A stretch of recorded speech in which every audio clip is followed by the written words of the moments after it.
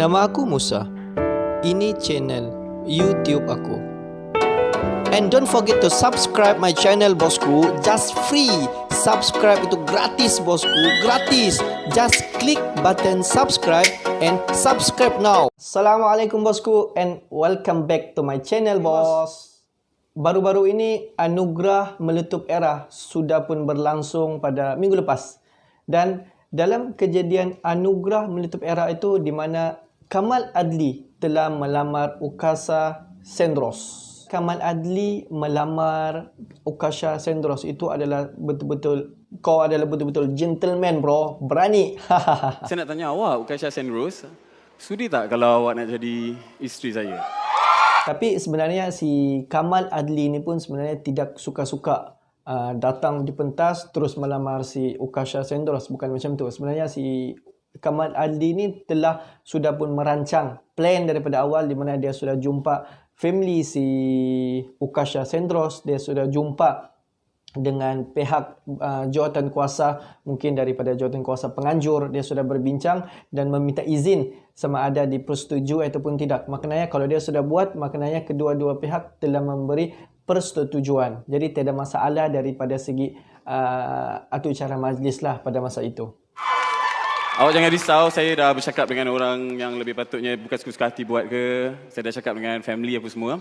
Tetapi selang daripada beberapa jam kemudian selepas kejadian Kamal Adli melamar Ukasha Sendros di pentas anugerah meletup era, P.U. Rahmat telah memberi nasihat, bukan kecaman. Dia hanya memberi sedikit teguran kerana sayang kepada kedua-dua artis ini, si Kamal Adli dan juga si Ukasha. Sebab P.U. Rahmat ni sayang, sebab itulah dia menegur dengan cara berhemah. Bagaimanapun perkara itu mendapat perhatian pencetus ummah P.U. Rahmat yang tampil memberi nasihat. Mengenai lamaran secara terang-terangan mengikut hukum Islam dan mengapa ianya tidak dianjurkan. Menurut P.U. Rahmat, Islam tidak mahu wanita berada dalam keadaan serba salah.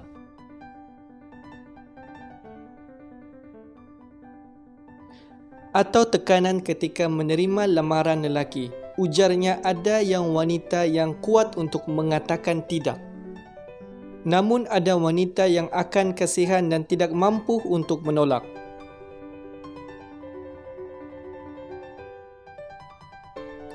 Katanya melamar secara terangan tidak dianjurkan dalam Islam.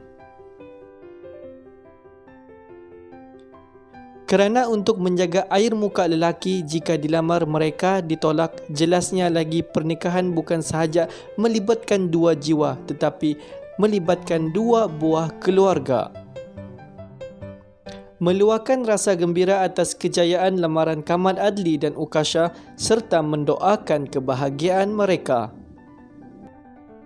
Bagaimanapun P.U. Rahmat berharap agar jangan terlalu mengikut tren barat dan melamar secara terang-terangan dapat dihentikan. Kalau kita tengok teguran si P.U. Rahmat ni kepada si Kamal Adli ni hanya teguran biasa. Okay? Dan selepas beberapa jam selepas teguran si P.U. Rahmat ni kepada si Kamal Adli, ada satu lagi artis yang kita rasanya semua kenal dengan mulut laser dia, dengan straightforward dia.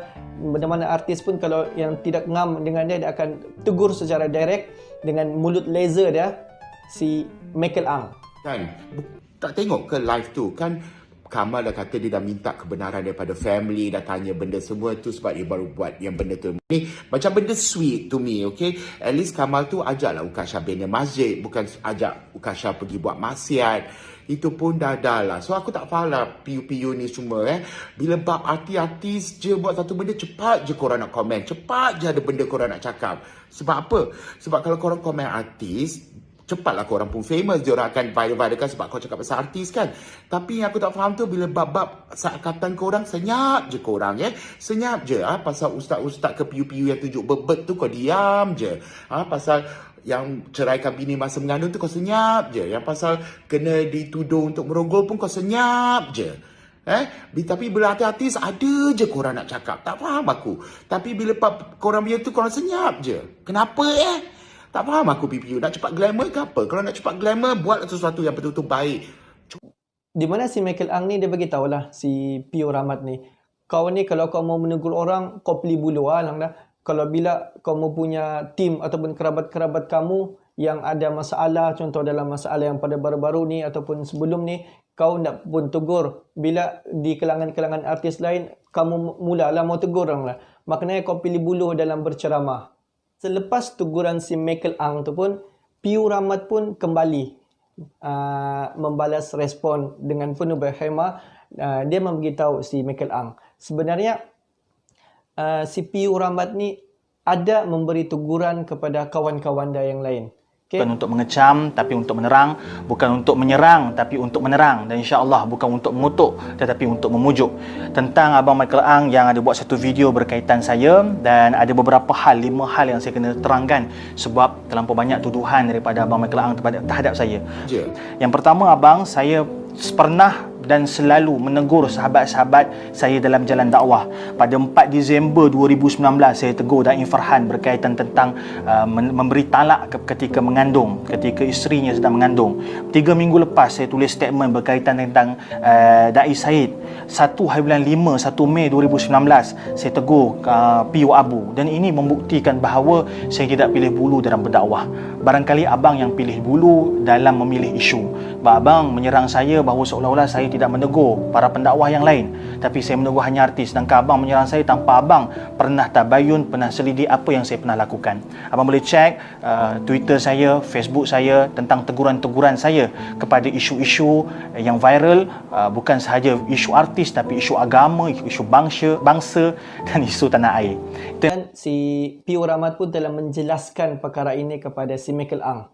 Maknanya Pio Rahmat ada memberi teguran kepada artis-artis ataupun kepada Pio ataupun da'i-da'i yang lain. Setiap kali diorang membuat masalah, dia akan direct tegur. Sebab kalau kita tahu sebenarnya kalau diorang Pio Rahmat, diorang ada grup WhatsApp, ada grup WhatsApp, ada grup diorang sendiri, Setiap ada masalah diorang akan direct tegur juga sebenarnya. Cuma kita ni yang di luar sana, kadang-kala kita nak nampak kebaikan. Kita nak nampak kebaikan sebab ditutupi dengan keburukan. Pasal tu kita nak nampak. Sebab kita, mindset kita keburukan. Pasal itulah keburukan tu, kebaikan tu ditutup dengan keburukan. Jadi semua kita nampak keburukan yang muncul. Bila sebenarnya tidak ada apa-apa masalah pun yang timbul di antara Pio Rahmat dan Michael Ang. Telah settle dan telah selesai pun masalah tu. Sebenarnya ada sedikit sahaja salah faham. Dan telah diterangkan oleh Pio Rahmat. Dan tidak ada apa-apa masalah. Dan Alhamdulillah, apa-apa pun bos, sebenarnya kita sendiri kita pilih jalan kita. Kita mau jadi artis, kita mau jadi YouTuber. Setiap jalan ataupun setiap apa yang kita buat, kita kena bersiap sedia dengan setiap teguran daripada orang-orang yang di luar sana. Baik ataupun buruk, kita kena ready lah. Kita kena ready untuk kita terima kecaman. Kita kena ready untuk kita terima kebaikan ataupun pujian. Kecaman itu perkara biasa. Nah, kita tengok siapa yang bagi ceramah dengan kita, siapa yang bagi nasihat dengan kita. Walaupun sebenarnya yang bagi ceramah ataupun bagi nasihat kita ni adalah orang yang kita boleh cakap yang aku lebih bagus daripada dia ni. Jadi dia ni tak layak untuk bagi ceramah dengan aku. Kita beranggapan sebenarnya macam tu. Sebenarnya kalau dia bagi ceramah ataupun bagi nasihat dengan kita, kita tahu dia ni lagi buruk daripada kita, sebenarnya tidak masalah sebenarnya. Di mana kita ambil kebaikan, apa yang dia cakap tu kita terima. Segala kebaikan yang nasihat dia bagi dengan kita tu kita terima. Kita ambil kebaikan daripada dia, keburukan yang ada pada diri dia kita jangan ikut. Itu je, simple. Apa-apa pun bos, akhir sekali, thanks for watching my video, and then don't forget to subscribe. Just click button di bawah and subscribe kepada yang belum subscribe. And see you the next video. Assalamualaikum warahmatullahi wabarakatuh.